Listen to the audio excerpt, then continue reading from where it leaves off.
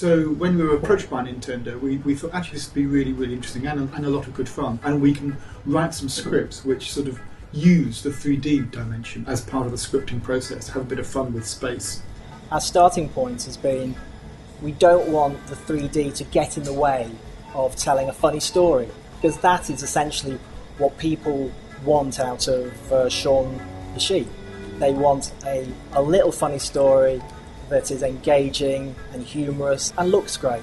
1 minute is a very interesting time because it's slightly longer than a joke, slightly longer than a sketch, but it's not a full big story, so it was quite hard to get the ideas to work within a minute.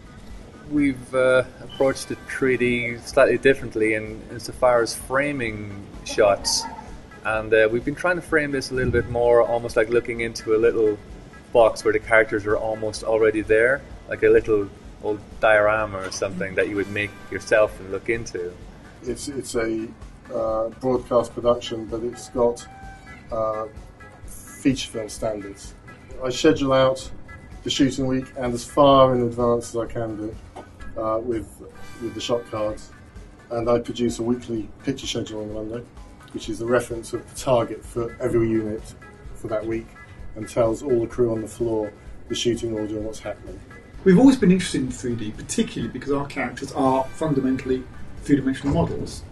People kind of get that even on a 2D screen, but to see them in real 3D, where you can see how rotund they are, you can see the textures and the fur, just gives them literally an extra dimension, an extra interest.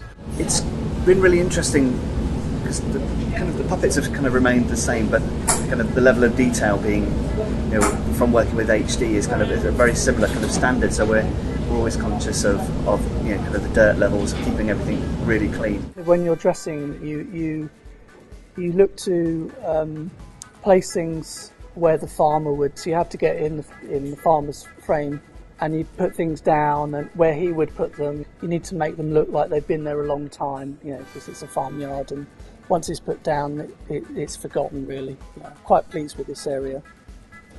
Shaun looks particularly good when it's in almost a puppet theatre style look. So you line right to the front, and then the characters are all staggered behind to give that puppet theatre look, which has worked quite well. And this is a really good example of kind of the bits and pieces that go to make up a puppet. And so the silicon's very good because it bends in a very nice way, very natural way, but doesn't deform when you actually move it, so you don't have to re-sculpt it all the time, which speeds up our animation. Whereas the clay on the head and sometimes on the hands just gives you a greater level of expression for your puppet. It shows Shaun and in a whole new light, so I was really excited to work on the project from the beginning. This time we've made things a little richer, a bit more visual. It's one of the most exciting ones is where we actually parody Nintendo games. Shaun actually moves like one of the characters from an early Nintendo game, and it's quite fun to take the mickey. One of the things I've really enjoyed on this project is working with the guys from Nintendo. I feel that there's a lot in common with the creative ethos of Nintendo and what we attempt to achieve here at Aardman. Attention to detail and humour.